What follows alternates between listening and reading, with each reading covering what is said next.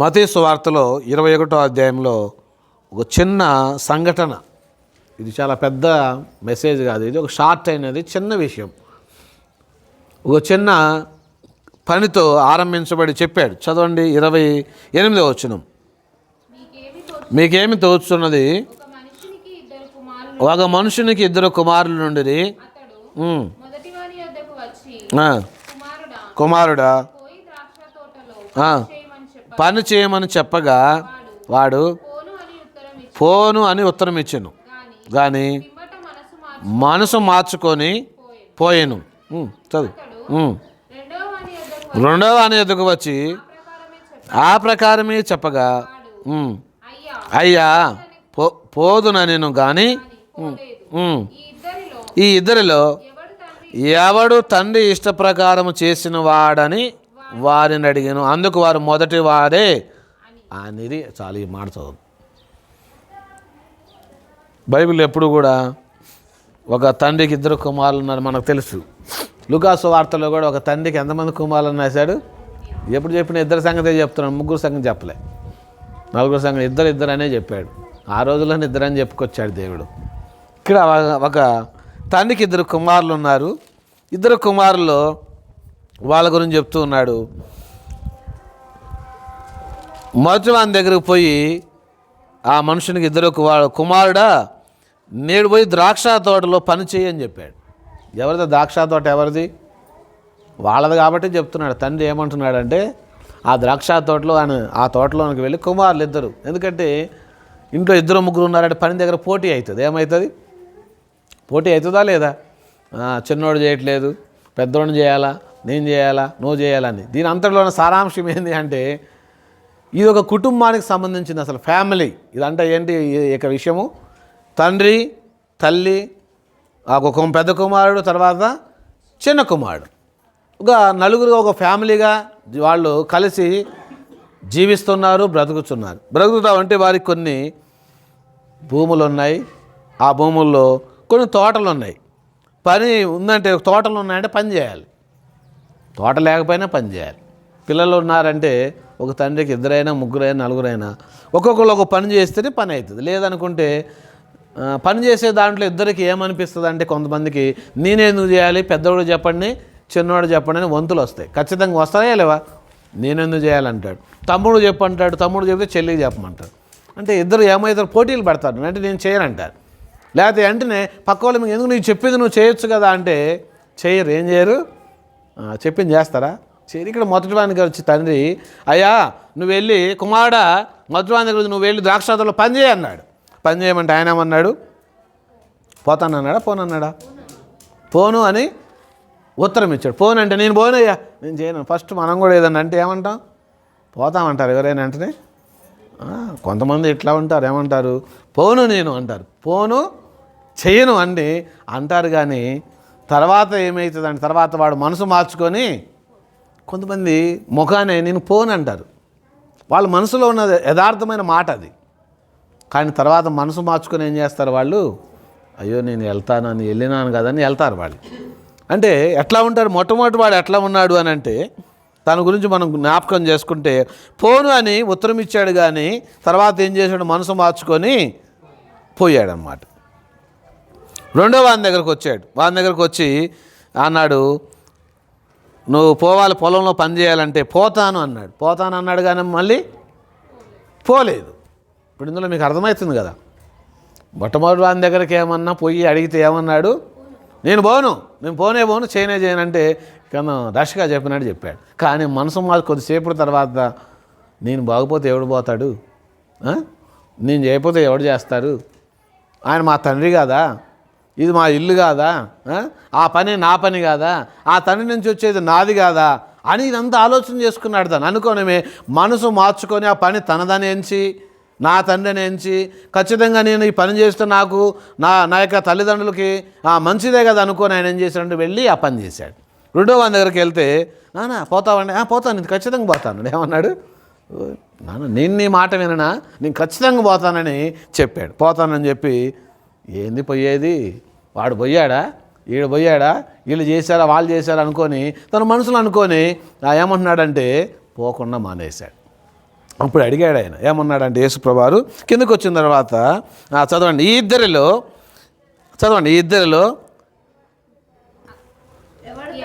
ఎవడు తండ్రి ఇష్ట ప్రకారము చేసిన వాడని వారిని అడిగారు. అక్కడ ఉన్న వాళ్ళని యేసుప్రభువారు అడిగాడు, ఈ ఇద్దరిలో ఎవరు తండ్రి ఇష్ట ప్రకారం చేశారు అంటే చెప్పారు వాళ్ళు ఏమని, అందుకు వారు మొదటి వారే అని చెప్పారన్నమాట. ఎవరయ్యాళ్ళు? తండ్రి ఇష్ట ప్రకారం చేసింది.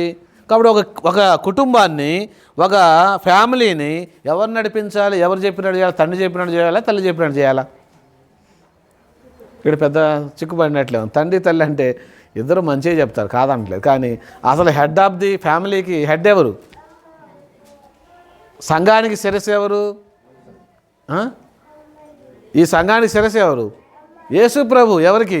ప్రపంచంలో ఉన్న క్రైస్తవులందరికీ శిరస్సు ఎవరయ్యా అంటే యేసు ప్రభు. మనమంతా సంఘం అంటే ఈ మొండెమంతా మనం. ఎక్కడి నుంచి? ఈ తలకాయ కాడి నుంచి కిందంతా మనమంతా. ఈ తలకాయ ఎవరంటే యేసు ప్రభు వారు. కుటుంబానికి శిరస్సు ఎవరా అంటే పురుషుడు. కుటుంబానికి శరీరం ఎవరంటే పిల్లలు, భార్య, వీళ్ళందరూ కూడా ఒక శరీర భాగమే. కాబట్టి ఎవరు చెప్పినట్టు నడవాలి? చెప్పండి, ఎవరు చెప్పినట్టు? శిరస్సు చెప్పినట్టే నడవాలి. అర్థం కావట్లేదు మీకు. శిరస్సు అంటే ఇప్పుడు నోరా చెప్తుందా, కాలు చెప్పిద్దా, చేయి చెప్పిద్దా? నోటిని అందుకే పైన పెట్టాడు దేవుడు. ఒక కాళ్ళలాగా చేయలాగా పెట్టాడు. ఎక్కడ పెట్టాడు? ఎందుకు యేసుప్రభువు వారు శిరస్సు అయి ఉన్నాడు? సంఘమంతా శరీరం అయిందంటే శిరస్సు పైన ఉంటుంది, శిరస్సు కింద ఉంటుంది. ఎక్కడ ఉంటుంది? శిరస్సు పైన ఉంటుంది, ఇది పైన ఉంటుంది. శిరస్సు పాటలోనే ఇక నోరు ఉంది మాట్లాడటానికి. కాబట్టి శిరస్సు ప్రకారంగానే సంఘం చేయాలి, శరీరం అంతా చేయాలి. అలానే తండ్రి చెప్పినట్లుగానే కుమారులు చేయాలి, కుమార్తెలు చేయాలి, భార్య కూడా చేయాలి. కానీ ఇప్పుడు ఉల్టా నడుస్తుంది లోకంలో అంతా. ఎట్లా ఏం నడుస్తుంది? తండ్రి చెప్పినట్టు నడిచేయలేదు. ఎవరు చెప్పినట్టు నడవాలి? అంతా కూడా చెప్పండి, అంతా తల్లి చెప్పినట్టు నడవాలి. హెడ్ ఆఫ్ ది ఫ్యామిలీకి ఎవరయ్యా అంటే ఒకప్పుడు ఎవరు ఉండేవాళ్ళు? ఒకప్పుడు కుటుంబానికి హెడ్ అంటే ఎవరు రాసేవాళ్ళు అంటే పురుషుల పేరు రాసేవాళ్ళు. ఇప్పుడు రేషన్ కార్డులు ఎవరిని బట్టి పేర్లు వచ్చినాయి. రేపు కేసీఆర్ కాదు, రేవంత్ ఇల్లు ఇవ్వాలంటే ఎవరి పేర్లు వస్తాయి? అంతా ఎవరు చెప్పరు. అంత హెడ్ వాళ్ళు అయిపోయారు. ఎవరైనారు? ఇది చేసింది ఎవరో తెలుసా అంటే సైతాన్. ఎవరు చేశారు తెలుసా? దేవుడు చేయలేదు. ఎవరు చేశాడు? అంతటిని మొత్తాన్ని హెడ్ తీసుకొని పెట్టింది సైతాన్. అందుకే ఇప్పుడు వాళ్ళకి బస్సుల్లో కూడా అంత ఫ్రీ అయింది కదా. నేను ఒక కండక్టర్ చెప్తున్నాను, బస్సులో దిగి వస్తున్నా, ఆయన అన్నాడు, ఏం చేయాలి సార్ వీళ్ళు మొత్తం వీళ్ళే ఏంటంటే, ఒక ఆమె ఎక్కిందంట బస్సు, పొద్దున్న నుంచి సాయంకాలం దాకా ఆ బస్సు దిగట్లేదంట. అప్పుడు నిజం ఇది ఆయన చెప్తున్నాడు. ఆయన వీడియో కూడా చేద్దాం అనుకున్నాడు షార్ట్ లాగా. పొద్దున ఎక్కిందంట బస్సు, సాయంకాలం బస్సులో తిరుగుతున్నాడు. ఆయన కోపం వచ్చి దిగోమ దిగింది, ఎన్నిసార్లు తిరిగితే బస్సులో అన్నంట. అంటే అయ్యా మా ఇంట్లో గొడవ అయింది, ఏమైంది, మా ఇద్దరు కొట్లాట అయింది, నాకు ఎడు పోవాలో తెలియక ఈ బస్సులో మొత్తం ఏడకాడ తిరుగుతున్నా ఉంటున్నాను అందండి. ఏడకాడికి అది ఎక్కడెక్కడ బాగుంది, ఏటి పోదు ఎటు తిరుగుతున్నాం, అటు తిరిగి ఇటుదే పోయింది. కుటుంబానికి హెడ్ చెప్పినట్టు వినకపోతే ఇవన్నీ తతంగాలన్నీ జరుగుతాయి.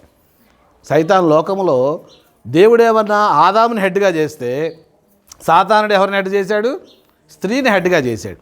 ఆయన మాట అనేది నేను చెప్తున్నా, నేను తినేసేయమన్నాడు. తినేయమనగా నాయమేం చేసింది? మొత్తం తినేసింది. ఆయనతో పాటు ఆ భర్తకు గొడిస్తే అందరూ పాపంలో మునిగిపోయారు. ఇప్పుడు ప్రతిదీ స్త్రీ ఏమన్నా నేను చెప్పినట్టు చేయాలి, నేను చెప్పినట్టు వినాలి, అట్లాంటి సంస్కారం వచ్చింది భూమి మీద. ఎవరు చెప్పినట్టు వినాలంట? వాళ్ళు అత్తమామలు కూడా వాళ్ళు కూడా అదే అంటారు. ఏమని? అమ్మాయి చెప్పినట్టు వినయ్యా. ఎవరు చెప్పినట్టు అంట? అమ్మాయి చెప్పినట్టు విను. ఏమవుతుంది? మొత్తం ఏమైంది? తల కిందలు అయితే ఏమైంది? తలగా పైన ఉండాల్సింది కింద అయింది, కాళ్ళు పైకి అయితే. ఈ సంగతి కూడా తండ్రి ఇష్ట ప్రకారం అని ఎందుకు రాశాడంటే, కుటుంబానికి హెడ్ ఎవరంటే తండ్రి. తల్లి మాట వినొద్దని కాదు దీని అర్థం. అక్కడ తల్లి చెప్పినట్టు చేయొద్దు అనేది కాదు, ఇక్కడ విడదీయట్లేదు ఇద్దరిని. తల్లి తండ్రి అన్నీ ఆయన యేసుప్రభువే కదా. అసలు తల్లి ఆయనే, తండ్రి ఆయనే, దేవుడు ఆయనే, ఏ టు జెడ్ ఆయన ద్వారా ఈ లోకంలో శరీరమైన తల్లిదండ్రులు మాత్రమే. మనం ఈ లోకంలో శరీర సంబంధంగా తల్లిదండ్రులమే కానీ మన బిడ్డలను లీడ్ చేసే విషయంలో, వాళ్ళని గైడ్ చేసి నడిపించేదంతా తండ్రి చిత్త ప్రకారంలో మనం పెంచాలి. తండ్రి యొక్క ఇష్టం. అందుకే ఇక్కడ అన్నాడు, నా తండ్రి ఇష్ట ప్రకారం చేయవాడే అని చెప్పాడు. వీళ్ళిద్దరు ఎవరు తండ్రి చెప్పినట్టు చేశాడు అని అంటే మొట్టమొదటి వాడే అన్నాడు. కాబట్టి ఇక లోకంలో తండ్రి అనగా ఎవరు? అసలు తండ్రి అంటే ఎవరు? యెహోవా దేవుడు. తండ్రి, కుమారుడు, పరిశుద్ధాత్మ దేవుడు. ఈ మూడుని నమ్మే వాళ్ళ భాషే మనం వినాలి. ఈ మూడింటిని కలిపి చెప్పని వాళ్ళ సంఘాల్లో ఏ బోధ కూడా వినకూడదండి. ఎందుకంటే త్రియేక దేవుడు, తండ్రి అయిన దేవుడు, కుమారుడైన దేవుడు, పరిశుద్ధాత్మ, ఈ ముగ్గురు ఒకటే ముగ్గురు. ఇది మీకు అర్థం కావాలంటే కొన్ని సంవత్సరాలు పట్టింది. ఒకటే ముగ్గురు ఒకళ్ళు ఎట్లయితారండి? అవుతారా? కానీ అట్లా అయినారు వాళ్ళు, అంతే. విడివిడిగా బాగా అదే వేరే సబ్జెక్ట్, అందులో మనం వెళ్ళం. కానీ ఇప్పుడు చెప్తే మాట ఏంటంటే తండ్రి ఇష్టమే భూమి మీద సాగాలి. యెహోవా దేవుని యొక్క మాట నెరవేర్చబడాలి. ఆయన మాటకు వ్యతిరేకం చేయటం వలన ఆదామవ్వల దగ్గర నుంచి ఇజ్రాయెల్ కాలం దగ్గర నుంచి ఆయన మాటకి ఎప్పుడైనా కొంచెం అవిధేయత చూపించినప్పుడల్లా అనేవాడు దేవుడు. కోపం రాగానే అప్పటికప్పుడు ఏమయ్యేవాళ్ళు? చాలామందికి నష్టం జరిగేది. కాబట్టి తండ్రి యొక్క ఇష్టం చేయడానికే యేసుప్రభువారు కూడా వచ్చాడు. యేసుప్రభువారు కూడా ఎందుకు వచ్చాడు తెలుసా అంటే, ఆయన గురించి చెప్పారు ఏమనంటే, నేను నా తండ్రి ఇష్టం చేయడానికి వచ్చాను కానీ ఒక్కటి కూడా నా ఇష్టం చేయడానికి రాలేదని. ఆయన పుట్టినది మొదలుకొని మరణించి సిలువకు వెళ్ళే వరకు, పునరుద్ధానం వరకు కూడా తండ్రి ఇష్ట ప్రకారమే చేశాడు. వాళ్ళు అన్నారు చాలాసార్లు, ఏందయ్యా నువ్వు ఇట్లా మాట్లాడతావేంది, ఇట్లా చేస్తావేంది యేసుప్రభువుని ప్రశ్నిస్తే, అయ్యా నేను ఈ లోక సంబంధమైన వారితో కాదు, నా తండ్రి నన్ను పంపించిన ఆ తండ్రి కార్యాలు చేయడానికి నేను ఉన్నానని చెప్తాడు. అందుకని తప్పిపోయినప్పుడు అదే చెప్తాడు. వాళ్ళు వచ్చి ఆయన ఎదుగుతూ ఉంటే మేము ఎంతో చింతపడుతున్నాము, నీకు దిగులు లేదా అంటే 12 ఏళ్ల వయసులో నేను మా నాన్న పనుల మీద ఉన్నాను అంటాడు ఆయన. నా తండ్రి చిత్తం చేయడానికి వచ్చినాను అంటాడు. కాబట్టి దేవునికి ఇష్టము, తండ్రి అయినా యేసుప్రభు అయినా పరిశుద్ధాత్మ దేవుడైనా వాళ్ళ ఇష్టం చేయడానికే భూమి మీద మనం పుట్టాము. వాళ్ళు చెప్పిన పని చేయడానికే మనం ఉన్నాము. కాబట్టి ఆయన ఏ పని అయితే చేయమంటున్నాడో దాన్ని ఏమంటామంటే ఒక్కోసారి పోతాము అంటాము, పోము, చేస్తాము అంటాము, చేయము, చేయనని చెప్పి కూడా మనసు మార్చుకొని చేస్తాం. ఇది మనం చేయాల్సింది. ఇక్కడ ఏమంటున్నాడంటే మొదటి వాడు లాగా ఉండాలి. మనం అందరం ఎట్లా ఉండాలి అంటే ఎట్లా ఉండాలి? మొట్టమొదటి కుమారులాగా ఉండాలి. ఇదే క్రైస్తవ జీవితానికి బేసిక్ ఆధారం. మొట్టమొదటి కుమారుడే. మొట్టమొదటి కుమారుడు పని చేయమంటే ఆయన అన్నాడు, ఏమన్నాడంటే నేను పోను అన్నాడు. కానీ తర్వాత ఆలోచించుకున్నాడు. ఏమని ఆలోచించుకొని ఉంటాడు? ఇది నా ఇల్లు, అందుకే యేసుప్రభు కూడా చెప్పాడు నా తండ్రి ఇల్లు అని చెప్పాడు. అంటే దేవుని మందిరాన్ని గురించి నా తండ్రి ఇల్లు అని చెప్పాడు. నా తండ్రి ఇంటి పని మీద నాకు ఆసక్తి ఉంది, భారం ఉందని చెప్తాడు. నా తండ్రి ఇంటి కోసం నేను పని చేసుకోవాలి కదా అనుకున్నాడు ఆయన. ఆ ద్రాక్ష తోట నాదే కదా, నేను అందులో పని చేయాలనుకున్నాడు. నేను తప్పితే ఇంకెవడు పని చేస్తాడు? నేను పని చేశాననుకో నా తండ్రి దగ్గర నుంచి ఫలం ఉంటుంది. తండ్రి దగ్గర ఫలం చేసిన జీతం ఉంటుందా? ఆస్తి వచ్చిద్దా? ఒక ఇంట్లో పని చేసినాం అనుకోండి, మన ఇంట్లో మనము పని చేసుకుంటామంటే నాకేమొచ్చింది అని అనుకొని పని చేస్తారా? లేకపోతే ఖచ్చితంగా తండ్రి దగ్గర నుంచి నాకు వాటా వస్తుందని పని చేస్తారా? బహుమానాల కోసం, వేటి కోసం కాదు కుమారుడు పనిచేసేది. దేనికోసం అంటే ఇది నాది, నా తండ్రి తర్వాత ఈ స్వాస్థ్యం నాది, దీనికి హక్కుదారుని నేనే. ఈ భూమి అయినా ఇల్లు అయినా బట్ ఏదైనా వస్తువులైనా ఇవన్నీ కూడా ఎవరికి? నాది అని తండ్రి తన కుమారుడితో ఉండాలి. తండ్రితో కుమారుడు ఆ విధంగా కలిసి ఉన్నప్పుడు తండ్రి ఇవన్నీ కూడా కుమారుడికి ఇవ్వబడతాయి. అందుకే ఇస్సాకు అబ్రహాం దగ్గర నుంచి అబ్రహాము కలిగి ఉన్నది అంతా ఇచ్చి దేవుడు అత్యధికంగా దీవించాడని నాకు అన్న చెప్పిన నూరంతల్లో. తర్వాత అబ్రహాం మూతి నొందిన తర్వాత అబ్రహామును కలిగిందంతా ఇస్సాకు ఇవ్వబడింది, ఆశీర్వదించబడ్డాడు. అయ్యో వాళ్ళ తండ్రిగా మా నాయన ఎప్పుడు కూడా పని చెప్తా ఉన్నాడు అని ఇస్సాకు ఏ రోజు అనుకోలే. ఇస్సాకు ఏది బైబిల్లోని వారు ఎవరైనా వాళ్ళ తండ్రి చెప్తే దావీదుతో కూడా చెప్పాడు. వాళ్ళ తండ్రి యెషయా చెప్పాడు, ఏమన్నాడంటే అయ్యా నీ యొక్క అన్నలు అక్కడ ఉన్నారు, వాళ్ళ కాడికి పోయి ఆ యొక్క జున్నుగడ్డలు అన్నం పెట్టేసి వాళ్ళకి రొట్టెలు ఇచ్చడా అంటే ఆయన నేను పోనన్నాడా పోతానన్నాడా? పోయినన్నాడు. పోయేసి ఆడకపోతే వాళ్ళు అన్నారు నువ్వెందుకు వచ్చినావురా బాబు ఎడకి, గొర్రెల మంద కాసుకోకుండా ఎడకెందుకు ఇద్దామని చూడటం. ఆయన తిట్టినా సరే అక్కడే ఉన్నాడు. అంటే తండ్రి చెప్పినట్లుగా తండ్రి ఇష్ట ప్రకారం చేసేవారు కావాలి. మనం అనేకసార్లు ఏం చేయం, చాలాసార్లు కూడా చేయం. యేసుప్రభు మనకు ఏం చెప్తున్నాడో దాని ప్రకారం మనం చేయకుండా మనం ఇష్టమైనట్లుగా మనం నడుస్తాం. ఎవరు ఇష్టమైనట్లుగా? మనకి ఇష్టాలు ఉన్నాయి కాబట్టి ఇష్ట ప్రకారంగా పోతామంటే అక్కడ కష్టమైంది, నష్టమైంది. దేవుడి ఇష్ట ప్రకారంగా మనం భూమి మీద బ్రతికితే మనకెంతో మేలుంది. దేవుని ఇష్ట ప్రకారంగా మనం జీవించినట్లయితే దీవెనలు ఉన్నాయి. దేవుని ఇష్ట ప్రకారంగా మనకు పోతే చాలా ఉన్నాయి. అందుకే ఇక్కడ మాటలు అంటాడు. ఎవరు అంటే యేసుప్రభు దగ్గర ఒకసారి ఆయన తల్లి సహోదరులు వస్తారు. అప్పుడు అంటాడు, ఏమంటాడు తెలుసు ఆయన? చదువు మత్తయి సువార్త 12:50 మొట్టమొదటిగా అసలు చూడండి, యోహాను సువార్త 6:41 తండ్రి యొక్క ఇష్టం ఏంటి భూమి మీద అంటే మొట్టమొదటి యోహాను సువార్త 6:41 యోహాను సువార్త 6:41 చదవండి. కాబట్టి నేను పరలోకం నుండి దిగి వచ్చిన ఆ, ఆహారమని ఆయన చెప్పినందున యూదులు ఆయన గూర్చి సనుకొనుచు, ఈయన యోసేపు కుమారుడైన యేసు కాడా, ఈయన తల్లిదండ్రులను మనం ఎరుగుదుము గదా, నేను పరలోకము నుండి దిగి వచ్చి ఉన్నానని ఈయన ఎలాగూ చెప్పుచున్నాడనేది. అందుకు అమ్మ కాదు 40 వచ్చిన 40 కుమారుని చూచి ఆయన విశ్వాసం ఉంచే ప్రతివాడు నిత్యజీవం పొందుటయే యేసు ప్రభువారిది లేదా యెహోవా దేవుని యొక్క చిత్తం ఇష్టం ఏంటి అంటే భూమి మీద మొట్టమొదటిగా కుమారుడైన యేసు ప్రభువారిని చూసి విశ్వాసం ఉంచటమే పరలోకం. విశ్వాసం ఉంచడమే తండ్రి కోరిక మొట్టమొదటి కోరిక ఏంటంటే భూమి మీద ఉన్న వాళ్ళందరూ యేసు ప్రభువారిని చూడాలి, చూసిన వాళ్ళు విశ్వాసం ఉంచాలి, విశ్వాసం ఉంచడం ద్వారా వాళ్ళు దేవుని కుమారులుగా అవుతారు. ఎంతో సంతోషం. రెండోదిగా చదవండి, రెండోదిగా ఏముందంటే మత్తయి సువార్త 12:50 వచనంలో, మత్తయి సువార్త 12:50 చదవండి.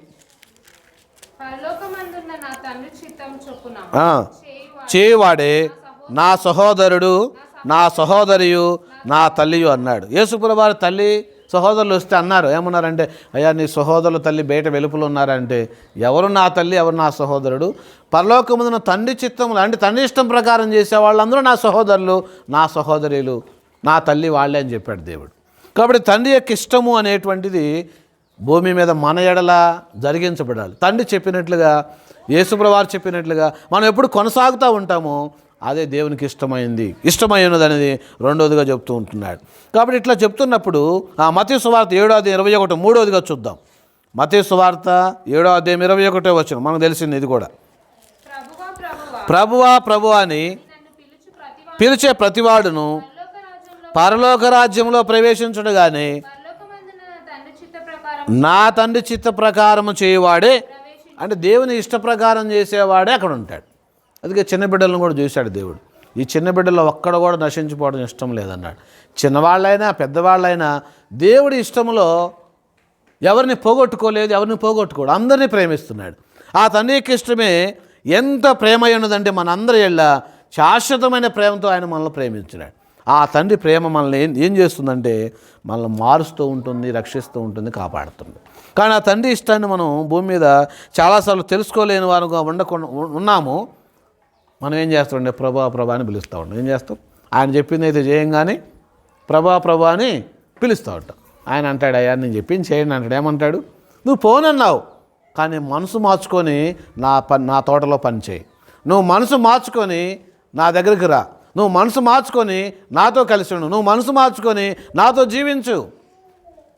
పోనన్నావు కరెక్టే కానీ మనసు మార్చుకో. ఏం చెప్పే తండ్రి? నీ మనసు మార్చుకో. కాబట్టి దేవుని దగ్గరకు వచ్చినప్పుడల్లా మనలో నుంచి దేవుడు ఆశపడేది ఏంటి తెలుసా? ఇదే కోరుతున్నాడు. తండ్రి ఏం కోరుకుంటున్నాడు తెలుసా? పాత నిబంధనలో 3 విషయాలు చెప్పాడు. చదవండి. తండ్రి ఏం కోరుచున్నాడు? ఆకాశం ముందుండండి. మీకా గ్రంథం 6:8 మీకా గ్రంథము 6:8 తండ్రి ఇష్టమైంది ఏంటి?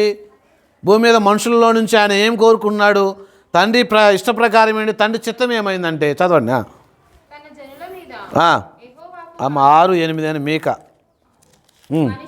మనుషుడా ఏది ఉత్తమమో అది నీకు తెలియచేయబడుచున్నది. న్యాయముగా నడుచుకున్నటయు, కనికరమును ప్రేమించుటయు, దీన మనసు కలిగి ఇంతే కదా యెహోవా అడుగుతున్నాడు, ఇంతే కదా దేవుని ఇష్టము అంటున్నాడు. ఇంతే ఏమిటి అంటే 3 విషయాలు, ఎక్కువ చెప్పలే. ఏం చెప్తున్నాడు ఇక్కడ అనగా ఏం చెప్తున్నాడు? న్యాయముగా ఓ మనుషుడా అని చెప్తున్నాడు. ప్రత్యేక తండ్రి దేవుడు, ఓ మనుషుడా నువ్వు ఎట్లా ఉండాల్సిందని నీ కుటుంబానికి ఒక శిరసలాగా ఉండాల్సిన వాడవు. ఏది ఉత్తముని అదేంటంటే నీతి న్యాయం. ఇక్కడ న్యాయం అని రాశాడు కానీ ఏముండాలి? 2 నీతి న్యాయం. 2 జంట విడదీయరానివి. భయము భక్తి విడదీయరానివి. అలాగే నీతి న్యాయం కూడా. ఒక మనుషుడు న్యాయం చేయాలంటే అక్కడ నీతి ఉందో అవినీతి ఉందో చూసి న్యాయం చేయాలి. మనలోనికి మనకు తెలియకుండానే అన్యాయము అవినీతి వస్తుంది. ఏమొస్తుంది? నీతికి బదులుగా అవినీతి, న్యాయానికి బదులుగా అన్యాయం. భూమి మీద మనుషుడు ఎట్లా బ్రతకాలంటే న్యాయంగా బ్రతకాలి. ఎట్లా బతుకుతామని న్యాయంగా బతికితే మనం బ్రతకలేము. అందుకే అన్యాయం వైపు మనుషులు ఎక్కువ మొగ్గు చూపుతూ ఉంటారు, అవినీతి వైపే. నీతి న్యాయములు గడిగి నడుచుకోవటమే దేవుడికి ఇష్టం భూమి మీద మనుషుడుగా. అయ్యా మన నీతి న్యాయంగా బ్రతికి నాకు చాలా కొంచెం అయితే, నువ్వు ఎంతైనా సరే నీతి న్యాయంగా ఉండు. ఒక ఆయన నేను ప్రశ్నించిన, ఒక స్థలంలోనికి వెళ్తే అక్కడ పరిచర్య అది చాలా ఏళ్ళ నుంచి జరుగుతుంది, కానీ అక్కడ చూస్తే చాలా కొద్ది మంది ఉన్నారు. ఇంక మనకంటే కూడా చాలా కొద్ది మంది, ఎన్నో ఏళ్ళ నుంచి నడుస్తుంది, 20 ఏళ్ళ నుంచి నడుస్తుందంట పరిచర్య. నేను అనుకున్నా ఇదేంది ఎంత కొద్ది మంది ఉన్నారు ఏంది అని నేను అనుకొని, 20 ఏళ్ళ కంటే చాలా పెద్ద సంఘం కావాలంటే అందులో ఒక బ్రదర్ తర్వాత చెప్పాడు, లాస్ట్కి అయిపోయింది తప్ప దేవుని కొరకే, నీతి కొరకు, ఆకలి కొరకు ఉన్న పరిస్థితుల్లో వెంబడించేవాళ్ళు మనుషులందరూ రకరకాలైన వాటిని అపేక్షించి రకరకాల దగ్గరికి వెళ్తారు, కానీ నీతి కొరకు ఉండే కష్టమే, న్యాయం కొరకు ఉంటే కష్టమే. అట్లాంటి స్థలానికి రావాలన్నా ఉండాలన్నా ఉండలేం అనేది ఆయన తెలియపరిచాడు. ఇక్కడ నీతి న్యాయంగా ఉండటం మొదటిది. రెండోది కనికరమును ప్రేమించడం. ఈ రెండు. ఒక మనుషునికి కనికరము లోపల పుట్టినప్పుడు ప్రేమించలేడు, ఏం చేయలేడు. అందుకే యేసుప్రభువు వారికి కనికరపడి వారి కనులు ముట్టెను, కనికరపడి ఆయన చేతులతో వారిని స్వస్థపరచను, కనికరపడి వారికి సహాయం చేయను. మనకు కూడా కనికరం ఉందనుకోండి, లోపల చాలామంది కఠినంగా ఉంటారు. ఎట్లా ఉంటుంది వాళ్ళ మనసు? యేసుప్రభువుని నమ్మకం ముందు ఉంటే అది వేరు, నమ్మిన తర్వాత నీ మనసు, నీ కఠినమైన మనసు దేవుడికి ఇష్టంలే, నీవే ఇష్టం లేదు, నీ మనసు ఇష్టం లేదు. ఎందుకంటే నీ హృదయం ఎట్లా ఉండాలంటే కనికరం పుట్టాలి. ఎప్పటికీ ప్రతిరోజు దేవుని ఎదుట మన కనికరం పుట్టాలి. అందుకే మోషే దేవుడి దగ్గరకు వస్తూ ఉన్నప్పుడు విస్తారమైన కనికరము, విస్తారమైన సమాధానము, శాంతి అని అనుకుంటూ దిగుతూ వచ్చేవాడు. ఎందుకంటే అయ్యా దేవుని కనికరం అంత గొప్పది. మనం కనికరం గలవారంగా ఉంటే కనికరం పొందుతాం. అందుకని కనికరం గలవారు ధన్యులు. వాళ్ళు ఏమొందుతారంట మళ్ళీ, మనం కనికర పడకపోతే మన మీద దేవుడు కనికర పడరు, రేపొద్దున పడతారా? అది వాస్తవం, దేవుడు చెప్పే మాటలు. అందుకే కనికరము లోపల పుడుతూ ఉన్నప్పుడు ప్రేమ అనేది వెల్లడైద్ది. రెండోది దేవుడు ఒకటి నీతి న్యాయంగా తండ్రి ఇష్టం ఏంటంటే, రెండవది కనికరము ప్రేమించుటయు, మూడవది దీన మనసు కలిగి నీ దేవుని ఎదుట. ఇది చాలా కష్టమైన సంగతి. దీన మనసు కలిగి పైకి మాత్రం మారే ఉంటాం, కానీ లోపల ఎట్లా ఉంటుంది? నీ హృదయం గర్వంతో నిండి ఉందేమో. జాగ్రత్త సుమా, దేవుని ఎదురుకు వచ్చినప్పుడు నువ్వు ఎంత గర్వించినా నీ కలిగిన వాటిని బట్టి వాటి వల్ల ఏమీ అనుభవించలేవు. కానీ నీ దేవుని ఎదుట దీన మనసు కలిగి, నీ మనసు గర్వంగా ఉందో దీనంగా ఉందో నాకు తెలియకపోవచ్చు, మనందరి మనసులో ఒకరు తెలియకపోవచ్చు, కానీ మన మనసు దేవుని ఎదుట దీనంగా ఉందా, గర్వంగా ఉందా, అతిశయపడుతున్నామా, కపటంతో ఉన్నామా, వేషధారణతో ఉన్నామా, దేనితో ఉన్నామని దేవుడు బాగా ఎరిగిన వాడుకున్నాడు. ఇది గుర్తుపెట్టుకో. ఎందుకంటే దీన మనసు కలిగి నీ దేవుని ఎదుట ప్రవర్తించని ఎందుకు చెప్పాడు ఈ మాట అంటే, దేవుని ఎదుట ప్రవర్తించే విధానంలో మనం అందరము ఎట్లాగున్నామో దేవుడు తెలుసు కాబట్టి ఈ మాట వాళ్ళతో చెప్పాడు. ఇవి తండ్రి ఇష్టం, తండ్రి కోరుకుంటుంది అవే మనుషుల్లో నుంచి. ఏమి ఇంతే కదా యెహోవా నిన్ను ఏమడిగాడండి దేవుడు? 3 విషయాలు అడిగాడు. తండ్రి ఇష్టం ఏంటి అంటే, ఒకటి నీతి న్యాయముగా జీవించటము, రెండవదిగా కనికరము ప్రేమించుట కలిగి ఉండటము, మూడవది దీన మనసు కలిగి దేవుని ఎదుట ప్రవర్తించాలి, మనుషుల ఎదుట కాదు. మనుషుల ఎదుట మనం పొర్లి దండాలు పెట్టవచ్చు, వంగెంగు దండాలు పెట్టవచ్చు, కానీ హృదయం మాత్రం కఠినంగా ఉంటే ప్రయోజనము లేదు. నీ దేవుని ఎదుట దీన మనసులకు ప్రవర్తించు, ఇదే తండ్రి ఇష్టం. కాబట్టి అందుకే అన్నాడు, తండ్రి ఇష్ట ప్రకారం చేసిన వాడు ఎవరు అంటే మొదటివాడని చెప్పాడు.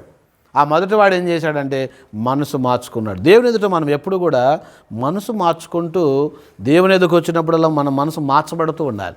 సాధారణ మన మనసు వారమంతా లేకపోతే వాక్యం విననప్పుడల్లా మనల్ని కఠినత్వం చేసి మనల్ని దేవుడు దూరంగా చేస్తూ ఉంటాడు. అదే దేవుని ఎదుకు వచ్చినప్పుడల్లా, దేవుని వాక్యం మనం దర్శించినప్పుడల్లా మన మనసు మార్చబడి దేవుని దగ్గరగా కావాలి. ఈ మనసు మీద ఇద్దరు ఉన్నారు, యుద్ధం పోరాటం అన్నమాట ఇది. ఈ యుద్ధ భూమిలో ఎంతమంది ఇద్దరు ఉంటారు, దేవుడు ఉంటాడు, సాతానుడు ఏమంటే వారమంతా వాడిని ఇష్టమైన నడిపేయాలని చూస్తుంటాడు. దేవుడు అంటాడు నా ఇష్ట ప్రకారం దేవుడు చూస్తూ ఉంటాడు. అందుకే మనసు మార్చుకో. నీ మనసు మార్చగలిగే స్థలము మనుషులు ఈ లోకంలో ఎవరు కూడా లేరు, దేవుడు ఒక్కడే, యేసుప్రభువారే. పరిశుద్ధాత్మ దేవుడే తప్ప ఇంకెవరు కూడా లేరు.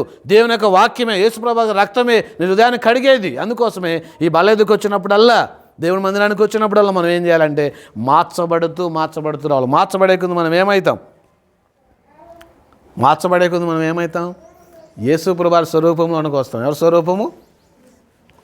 మార్చబడుతూ ఉన్నామంటే మన ముఖాలు అన్నీ కూడా యేసుప్రభు పోలికలో రూపంలో అనుకో. మనం మార్చబడలేదనుకో, నువ్వు రక్షించబడిన రోజు ఎట్లున్నావో నీ ఫేస్ అట్లానే అంతే ఉన్నట్లే. నువ్వు రక్షించబడిన ఎట్లున్నావో అప్పటికి అట్లే ఉంటావు, అంతే, ఏం చేంజ్ కావు. అదే కనుక నువ్వు మార్చబడుతూ ఉంటే, మనసు మార్చబడుతూ ఉంటే దేవుని కొరకు ఏమవుతుంటావు? యేసుప్రభు స్వరూపం. అందుకే గలతీయులకు రాస్తూ క్రీస్తు స్వరూపం నాకు కనబడే వరకు ప్రసవేదన ఆ సంఘాన్ని గురించి చెప్పాడు. కాబట్టి ఈ మధ్యాహ్నం ఒక చిన్న ఈ షార్ట్ మెసేజ్ ఏంటంటే మన కొరకై ఈ కొద్ది మెసేజ్, దేవుని తోటలో నువ్వు పని చేయాలి, తండ్రి ఇష్ట ప్రకారం చేయాలి. ఇది ఈ లోకమైన దేవుని తోట, ఇందులో మనం బతకనీకి వచ్చినాం, పని చేయనీకి వచ్చాం. ప్రతి ఒక్కరు పని చేయాల్సిందే. కానీ పోను అన్నప్పుడు కూడా మనసు మార్చుకొని పోయే కుమారులాగా ఉండాలి. పోతానని చెప్పి పోను అనేవాళ్ళలాగా నువ్వు ఉండొద్దు అనే దేవుడు కోరుకుంటున్నాడు. కాబట్టి తండ్రి ఇష్ట ప్రకారం ఏంటంటే 3 తండ్రి ఇష్టాలు ఉన్నాయి. ఒకటి నీతి న్యాయంగా ప్రవర్తించటం, రెండవదిగా ఏంటి? కనికరాన్ని ప్రేమించడం, కనికరమును ప్రేమించుటయు. మూడవది ఏంటి అంటే దీన మనసులో నీ దేవుని ఎదుట ప్రవర్తన. ఈ 3 దేవుడు కోరుచున్నాడు. ఇది తండ్రికి చాలా ఇష్టం, అది కోరుచున్నాడు. అవి నీలో ఉన్నాయో లేవో నువ్వు పరిశీలన చేసుకో. లేకపోతే ప్రభా ఇవి నేను కలిగి ఉంటాను, వాటిలో కొనసాగుతానని మనసు మార్చుకుని అందులో కొనసాగు. దేవుడు కోరుకుంటుంది అదే. అందుకే చూడండి, మత్తయి సువార్త సరిగా వచనాలు చదువుకొని మనం ముగించుకుందాం. మత్తయి సువార్త 21వ అధ్యాయము.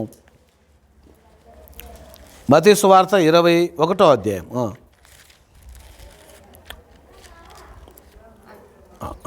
చదవండి, అందరం చదువుకుందాం. మీకేమి తోచున్నది ఉన్నది. అతడు మొదటి వాని ఎదుగు వచ్చి, కుమారుడా నేడు పోయి ద్రాక్ష తోటలో పని చేయమని చెప్పగా వాడు పోనని ఉత్తరం ఇచ్చును. కానీ పిమ్మట మనసు మార్చుకొని పోయేను. చాలు, మనసు మార్చుకొని పోయే వాళ్ళలాగా ఉండాలి. ఇక్కడికి వచ్చి మనం ఏం కావాలి? మార్చబడుతూ ఉండాలి. రక్షింపబడినప్పుడు ఎట్లున్నావో, 5 ఏళ్ళకి ఎట్లున్నావో, 2 ఏళ్ళకి ఎట్లున్నావో అంతకు ముందులాగా ఉండవద్దు. ఏం కావాలి? మనసు మార్చుకోవాలి. ఇక్కడ మార్చబడేకుంది. తండ్రి నీ ఎడల నా ఎడల ఇష్టపడతా ఉంటాడు, చాలా ఇష్టపడతాడు. కాబట్టి దేవుని ఎడల ఇష్టాన్ని కలిగి దేవుని ప్రేమను అనుభవించుదుము గాక. Amen, amen.